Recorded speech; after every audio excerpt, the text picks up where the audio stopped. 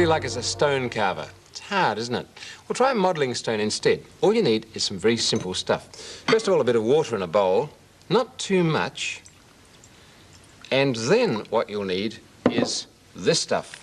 It's wallpaper paste, but it's special wallpaper paste, cellulose. It comes in little white granules, and those are granules of cellulose, very special properties. When you add them to water, they swell up and become pasty.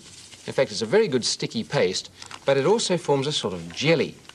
And the packet will tell you what strength to use for wallpaper. Make it about 3 or 4 times too strong.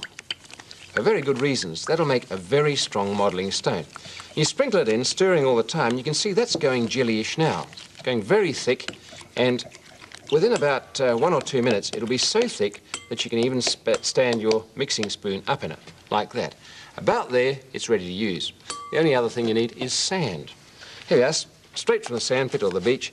Ladle it in and stir it round, and before long it's so stiff that you'll have to start working it with your fingers. So I'll put a good dollop in there and begin that.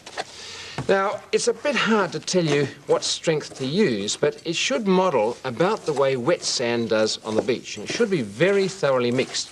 You can see the way I'm scrudging it through my fingers, that the glue and the sand are really mixing up well. That's probably a little sticky, so it needs more sand.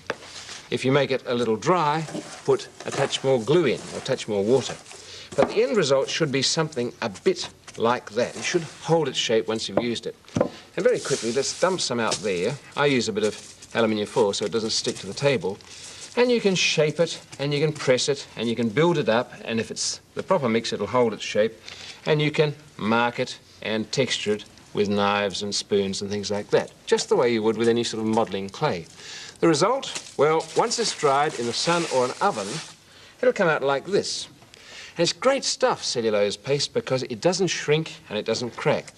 And although it looks like wet sand, in fact, it's very, very hard. It's rock hard, and if I turn that round and scrape at it, you'll see it's really about as hard, or nearly as hard, as cement. And it will stay that way unless it gets water on it. Very hard, tough stuff.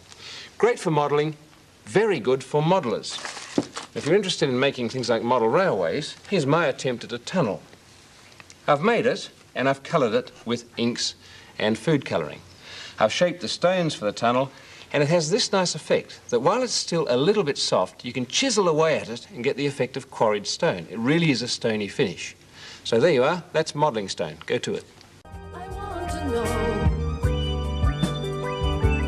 Curiosity.